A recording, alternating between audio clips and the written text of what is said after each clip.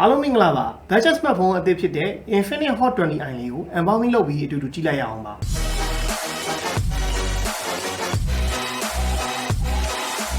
Hot 20i မှာ RAM 464GB နဲ့လာတာမှာဒီမှာ 7GB ဆိုတာ memory extension 3GB ရတဲ့ဖြစ်တဲ့အတွက် 7GB အနေနဲ့ပါ processor အနေနဲ့ကတော့ Helio G25 screen size 6.6 inch 8 megapixel camera ရဲ့ 5000 mAh battery 10 watt charging 30 megapixel main camera ရဲ့ fingerprint ရပါပါတယ်unbox လုပ်လိုက်ရအောင်ပါ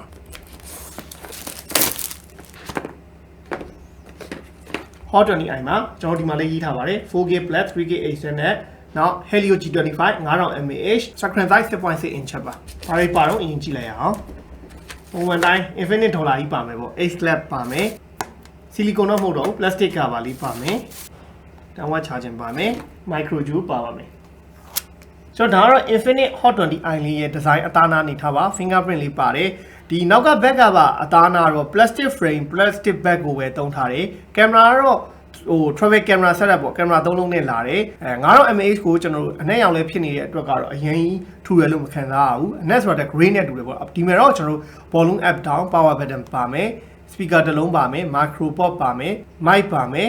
3.5mm audio jack ပါမယ်ဒီဘက်ကတော့ကျွန်တော် sync injector လေးပေါ့နော်ကျွန်တော်တို့အဲ့ဒါလေးတော့ထိုးပြီးတော့ကြည့်မယ်ပေါ့ cache slot ကတော့3 cache slot ဖြစ်ပြီးတော့ single 2 cache memory cache ဖြိုင်တူထည့်သွင်း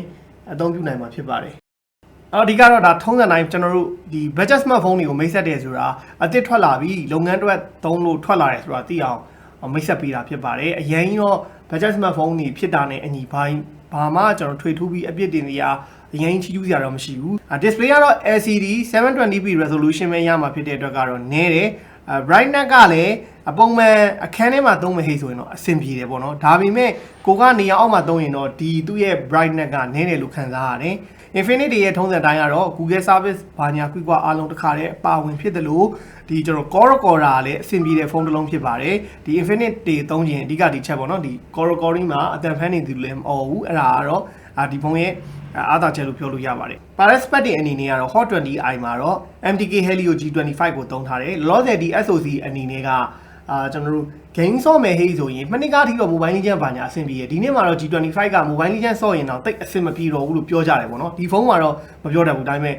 G25 က ready တော့မဖြစ်တော့ဘူးပေါ့ game ဆော့မယ်ဟေးဆိုရင်တော့ဒီကောင်မဝင်နဲ့ဒါပေမဲ့ကိုယ့်လုပ်ငန်းအတွက်သုံးမယ်ဟေးဆိုရင် तू ကကျွန်တော် Android version လဲတွဲလဲပါတယ် call recording တွေဘာတွေအတွက်လဲအဆင်ပြေတယ်နောက်ဒီ8 megapixel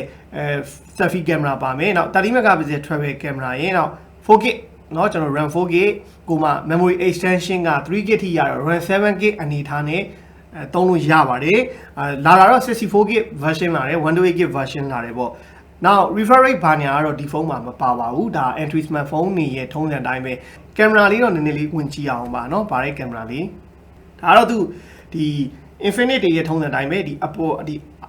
အောက်ကနေအပေါ်ဒီလိုဆွဲလိုက်ပြီဆိုတာ ਨੇ ပါတဲ့ function တွေ feature တွေအကုန်မြင်ရတယ်ပေါ့ slow motion ပါမယ် video ပါမယ် AI cam ပါမယ် beauty ပါမယ် portrait ပါမယ် AI shot panorama document timelapse ပါမယ်နိုင်မှုတော့မပါဘူးပေါ့နော်ဒီမှာအဲ့တော့ AI cam လေးတစ်ချက်စမ်းကြည့်ရအောင်ပါ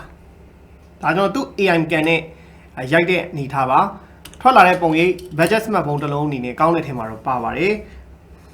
budget smartphone အနေနဲ့ပေါ့နော်အရင်စုပ်ပြပြဖွာဖွာကြီးတော့မဖြစ်ပါဘူးတနေ့ကဆန်းတဲ့ Samsung A04e တက်တောင်ကင်မရာရုပ်ထွက်လေးကနည်းနည်း saturated ဖြစ်တဲ့ဘက်ကိုသွားတယ်ပေါ့နော်အရင်ဖွေးဖွေးဘက်ကိုမသွားဘူးသူ့ကင်မရာ sensor အဲ့ဒါတော့အဆင်ပြေတယ်ကင်မရာလေးကတော့ဒါကြောင့်သူ့ portrait လေးပါ portrait လေးကောင်းပါတယ်ဆိုတာကျွန်တော်တို့က detail ပြတ်တာတွေဘာညာတွေတာထားပေါ့ budget smartphone ထဲမှာတော့သူ့ပါတဲ့ကင်မရာလေးမစိုးဘူးနောက်ဒီကိုက beauty နဲ့ရိုက်ချင်နေရတယ်ပေါ့နော်ဒါကကိုမျက်နှာမှာအဆက်ပြောက်ရှိဘာညာဆိုရင်ကျွန်တော်တို့ကဒီမဲ့ beauty တွေထည့်ပြီးတော့ဖမ်းပြီးတော့ရိုက်လို့ရပါတယ်ဗီဒီယိုမှာဆိုရင်တော့သူက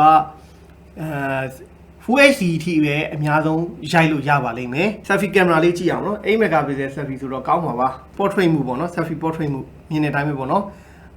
ခုနောက်ပိုင်းကတော့ selfie တွေကတော့ဘယ် camera ရိုက်အဆင်ပြေနေတာသူကသူဈေးနည်းနည်းများနောက် beauty ကလည်းကျွန်တော် beauty မှုကို1 2 3စိတ်ကြိုက်ထားလို့ရပါ okay beauty တစ်စုံနေမိရိုက်ကြည့်လိုက်အောင် beauty တအားတင်လိုက်တော့ကြတော့ပုံရဲ့ detail ကတော့ပျောက်သွားတယ်ဒါပေမဲ့ပို့ပြီးတော့မျက်နှာကြီးချောသွားတယ်ပေါ့နော်ဒီကျွန်တော် budget smartphone ထဲမှာ Infinix တို့ Tecno တို့ရဲ့ထူးခြားချက်တစ်ခုကိုကျွန်တော်ပြပေးပါအောင်မယ်ဘာလဲဆိုတော့ဒီလိုပေါ့နော် ဒီလိုကျွန်တော် flash မီးလေးတွေပါတာပါဒီမှာအင်းတဲ့အတိုင်းပေါ့နော်ကျွန်တော်လည်း flash မီးလင်းနေညအမှောင်ထဲမှာရိုက်ချင်မီးမရှိတဲ့နေရာမှာဆိုကိုရှေ့က flash မီးနဲ့လင်းပြီးတော့ညအမှောင်ထဲမှာတော့ selfie ရိုက်လို့ရတာဒီ Techno ရော Infinix ရောဖုန်းတွေရဲ့ထူးခြားချက်ပါဒါကတော့ဒါကိုကကင်ထားတဲ့ဟိတ်ဆိုလဲစမ်းကြည့်ပါ Techno တွေပါညာနောက် Infinix တွေမှာဒီကင်မရာပါပါအဆင်ပြေပါတယ် budget smartphone ထဲမှာတော့သူ့ကင်မရာရုပ်ထွက်လေး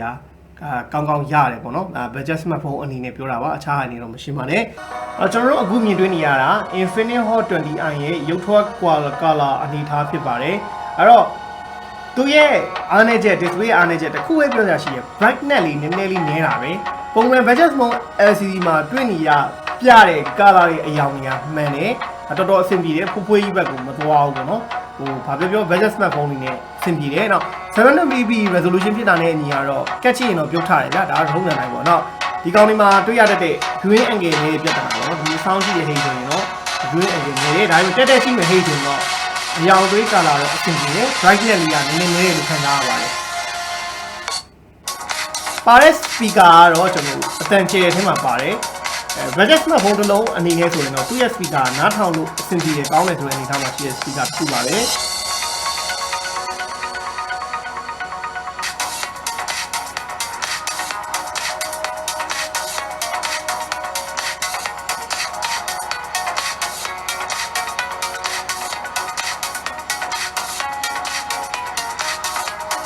ကျွန်တော်အခုမြင်တွေ့ခဲ့ရတော့ Infinix Hot 20i ရဲ့ရုပ်ထွက်ရဲ့အတန်လေးကိုကြည့်ချူခံစားခဲ့ရတာဖြစ်ပါတယ်အဲ့တော့အားလုံးကြားခဲ့တဲ့အတိုင်းပဲပေါ့နော် Hot 20i လေးကိုကျွန်တော်တို့ဒီ unbox လုပ်ပြီးတော့ကြည့်ရှုလိုက်ရတဲ့အနေမှာပထမဆုံးမြင်တဲ့အမြင်အနေနဲ့ပြောပြရမယ်ဟဲ့ဆိုရင်ပုံမှန် budget smartphone တွေမှာရှိတိုက်တဲ့ specification တွေနဲ့ပဲလာတယ်ထူးခြားတာဆိုရင်တော့သူ့မှာပါတဲ့ကင်မရာလေးတွေဟာ budget smartphone တွေမှာကောင်းတယ်ဆိုတဲ့အနေအထားမှာရှိတဲ့ပုံရိပ်အရည်သွေးကိုရတယ်ပါဝင်တဲ့အဆိုဒီ Helio G25 ကတော့ကျွန်တော် multimedia ဘိုင်းသုံးတာရယ် Facebook သုံးတာပါညာမှာအဆင်ပြေတယ်ဆိုပေမဲ့ game ဆော့ဖို့ဝယ်မယ်ဆိုရင်တော့ Hot 20i ကိုအားမပေးဘူး။ဘာလို့ဆိုအခုနောက်ပိုင်းမှာ G25 က